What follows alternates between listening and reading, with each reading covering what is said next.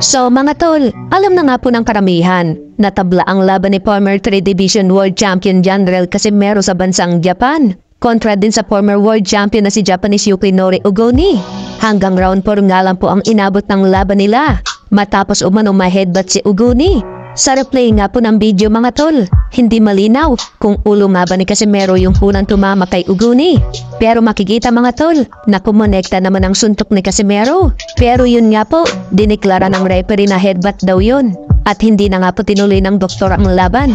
Pero umalma nga po ang team Casimero na mismong nandoon at nakita ang pangyayari. Wika nila mga tol, suntok daw yung tumama sa mata ni Ogoni. Tere-review naman daw yan ng commission kung ano daw ba talaga ang tumama sa mata ni Ogoni. Ika pa man ng team Casimero mga tol, parang Ryo Akahu lang daw yung namayari. Kung matatandaan natin mga tol, noong mapalaban ni Casimero si Japanese Ryo Akahu sa bansang South Korea. No contest nga po ang resulta ng laban. Hanggang round 2 lang ang kinagal. Matapos kumano matamaan si Ryo Akahu sa batok. Noong te-review ang laban mga tol, nakita na hindi naman tumama sa batok yung suntok ni Casimero. Kaya binago po yung desisyon dyan. Naging knockout po yan sa round 2. Pero sa case ni Casimero at Ogoni, hintayin na lang natin mga tol kung ano ba talaga ang tumama sa mukha ni Ogoni.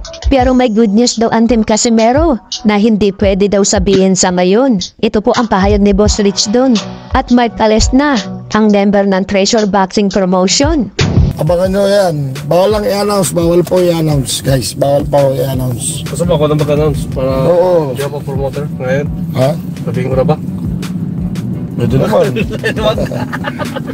Wag. Football tayo dyan. Okay lang yan. Magugulat na naman sila pag...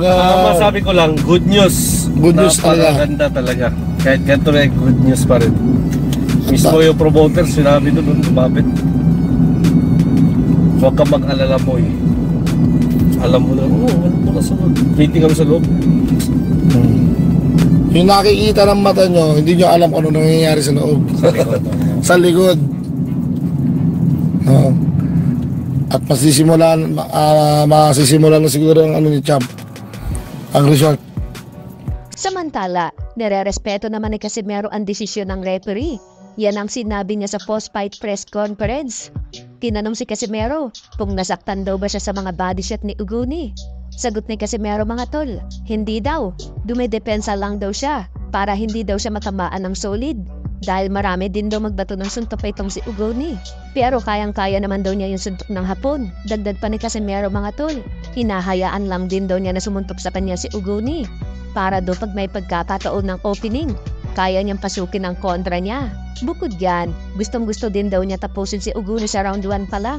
Pero baka daw mabitin yung mga manonood, kaya pinatagal pa daw niya. Pero kayang-kaya naman daw niya tapusin itong si Ogoni sa round 1. Pero yun nga mga tol, sa hindi inaasahan, biglang nasugatan itong si Ogoni. Plano pa naman daw ni Casimero mga tol na tapusin si Ogoni sa round 5 o round 6. Sa first round pa lang, nagano ako na gusto kong tapusin siya, pero naano ako sa mga tao kasi sobrang daming mga tao nanonood, so baka mabitin na naman yung mga manonood, so gusto ko ipapaano ko muna yung laban para ma-expose yung laban, so para naman ma-incite yung mga tao manonood. So yun, kaya ko naman tapusin na isang round yun, pero hinahayaan ko lang na umabot ng matagal na round para naman maganda yung laban na ipapakita. At lalo na sa mga manonood, hindi mabitin. Sa kabilang banda naman mga tol, lamang nga po si Casimero sa scorecard. Pumabor po ang dalawang judges kay Casimero sa score na 29-28, habang yung isang hurado naman mga tol, pumabor kay Ogoni sa score din na 28-29.